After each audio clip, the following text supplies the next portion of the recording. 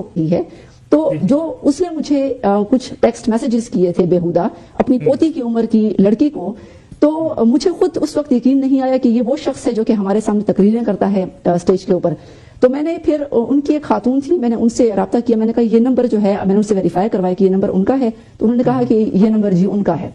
کیونکہ مجھے یقین نہیں آ رہا تھا.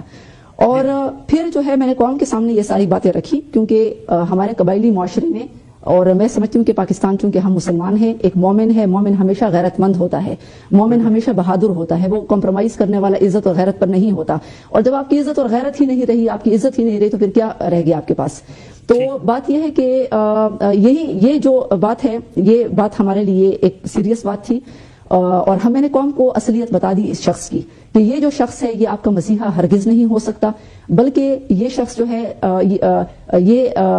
اس کی وجہ سے آپ کو مورل رسک ہے پاکستان کی سوسائٹی کو. تو میں نے وہ ساری باتیں قوم کے سامنے رکھی، تو میں نے زبان سے قوم کو آگاہی دی. اگر کوئی اور قبائلی ہوتا، میں آپ کو یہ بتاؤں نصر اللہ ملک صاحب، اگر کوئی اور قبائلی ہوتا اور اس کی خاتون کو یہ آدمی میسیجز کرتا تو آج یہ آدمی زندہ بھی نہیں ہوتا، اس کو کب کا یہ قتل کر چکے ہوتے، اس کو کب کا یہ گولی مار چکے ہوتے قبائلی. تو عائشہ گل علیہ چونکہ ہم پولائٹ لوگ ہیں، ہم وائلنس پہ بلیو نہیں کرتے، تو میں نے قوم کو الرٹ کیا، قوم کے لوگوں کو، قوم کو الرٹ کیا کہ اپنی ماؤں، بہنوں، بیٹیوں، بچوں کو بچاؤ اس شخص کی گندگی سے. اور پچھلے دنوں میں انٹرویو سن رہی تھی، وہ کہہ رہا تھا کہ اسلام یہ کہتا ہے کہ کسی کے گناہوں پر پردہ ڈالو، یعنی آڈیو لیکس سے وہ انکار نہیں کر رہے تھے، بلکہ انہوں نے کہا کہ میرے گناہوں پر پردہ ڈالو، یہ اسلام کا یہ کہہ رہے ہیں. لیکن کیا آپ مانتے نہیں ہیں کہ یہ بات، اگر عمران خان صاحب جو بات کر رہے ہیں، اگر کسی کی نجی گفتگو ہے، کسی کی پرسنل، ان کی گناہوں پر پردہ ڈالو، اس قسم کا شخص جو ہے، کیا ہماری قوم کے بچے، بچیاں، مائیں، بہنیں، بیٹیاں اس شخص سے محفوظ ہو سکتی ہیں؟ اور میں اس پارٹی میں میرے لیے بڑی سفوکیشن کا ماحول کریٹ کیا گیا تھا، اور ہم سب کے لیے، یعنی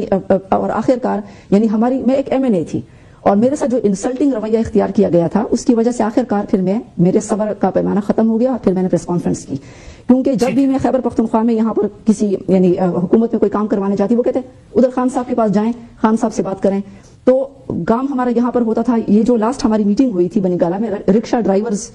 کو میں لے کر گئی تھی، کیونکہ ان کا ایشو یہاں پر تھا، ان کے رکشہ یہاں پہ جلے ہوئے تھے، ان کو امداد چاہیے تھی. تو یہاں سے ہمیں کہا گیا کہ نہیں ادھر جاؤ. تو پتہ نہیں کیا نیٹ ورک تھا، کیا سسٹم تھا. تو اس لیے میں کہتی ہوں کہ یہ پارٹی جو ہے یہ غلاظت ہے، یہ گندگی ہے. میں چیف جسٹس آف پاکستان سے کہتی ہوں کہ اس پارٹی پر یہ ایک گندا پودا ہے، اور اس کو اس گندگی، اس غلاظت سے ہمارے معاشرے کو بچائیں.